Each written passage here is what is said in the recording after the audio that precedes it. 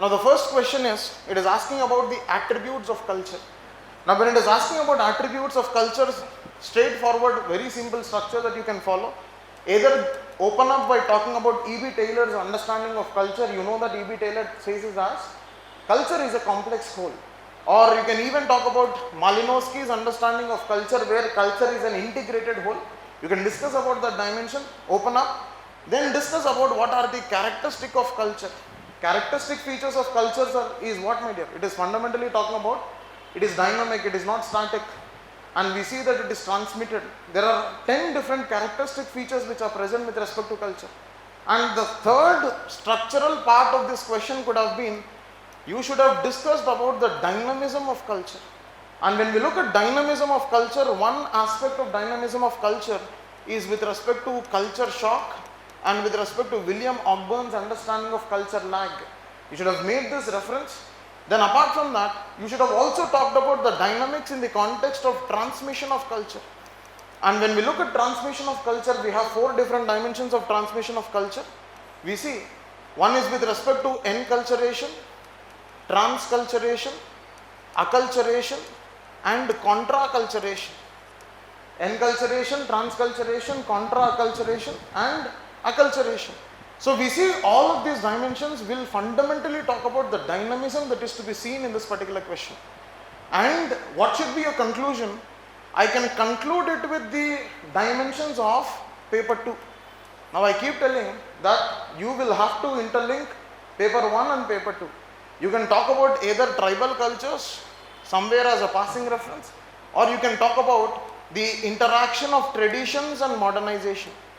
The interactions of traditions and modernization, right? So that dimension can be spoken, because traditions and modernization are the ones which are bringing in an element of change with respect to culture in the context of Indian society.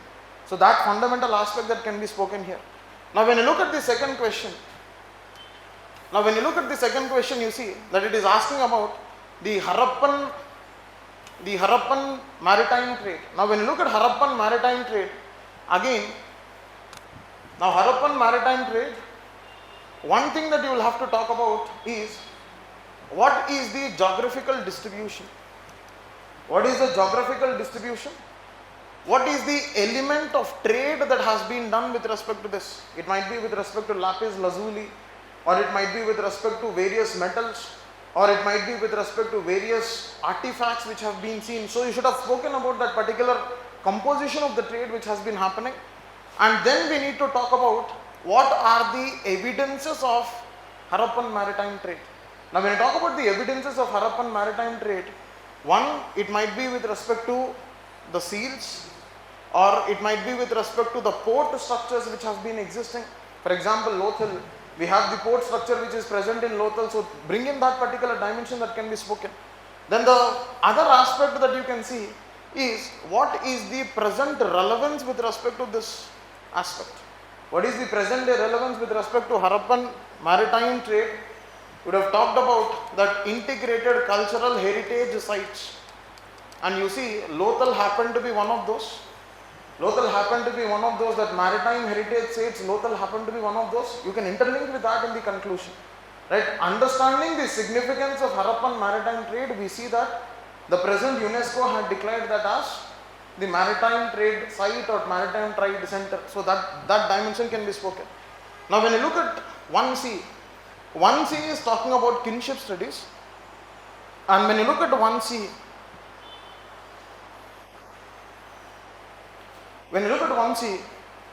it is majorly in the context of R.C. Brown. It is majorly in the context of R.C. Brown with respect to avoidance and joking relationship. Now when you look at this avoidance and joking relationship, there are 2-3 perspectives which have to be spoken in the context of avoidance and joking relationship.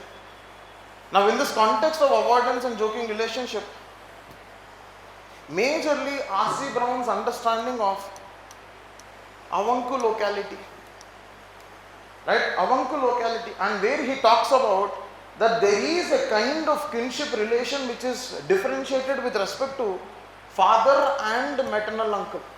And when we see father, it is more of avoidance. When you see maternal uncle, it is more of joking relationship that is observed. So that is what is one kind of relation that has been brought in with respect to this, and R.C. Brown had brought in that particular aspect. So you should have discussed that particular dimension. And they are asking about critical perspective. Now when you look at the criticism of joking and avoidance while apart, one particular dimension is, it is not always true. That particular dimension is not always true. Sometimes, in some societies like Tobriand Islanders, now you know Tobriand Islanders is a matrilineal society. And when you look at matrilineal societies, what happens is we see maternal uncle is seen to be having a greater role in the socialization process of the children in Tobriand Islanders. So in that context, what happens? The joking relation is not very true in the context of Avanki locals in Tobriand Islanders, because it is depending upon the structure of the society, it is depending upon the nature of the society. If it is a patrilineal society, to a larger extent this is justified, but if it is a matrilineal society, this is more of a critical dimension which has to be observed, right? So this perspective can be brought in. Next, when you look at D, that is in the context of lethal and sublethal genes. Now when you talk about lethal and sublethal genes, again it's a simple question, straightforward question. Now you know that these genes can be classified on the basis of either lethality or they can be classified on the basis of dominance, right? They can be classified on the basis of lethality or they can be classified on the basis of dominance. One, it can be the dominant, the other one can be recessive, right? If I have to just show you some flow chart, I think, right? So this is one small classification that you can see with respect to the lethality. One is the lethal, sublethal and semi-lethal. Now when you talk about lethal, sublethal, semi-lethal, what is the dimension of its aspect?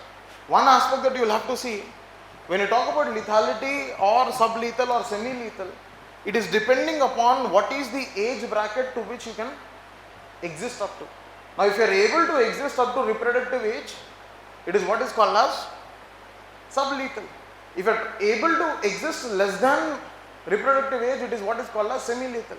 And if the morbidity is very, very close by, and if you are dying or in the context of natality, in the context of mortality is for very, very less span, that is what is considered to be a lethal gene, right? So that is one small classification that you can see.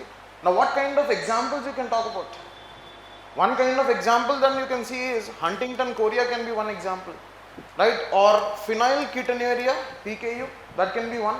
Or cystic fibrosis, that can be one, right? You have multiple such examples.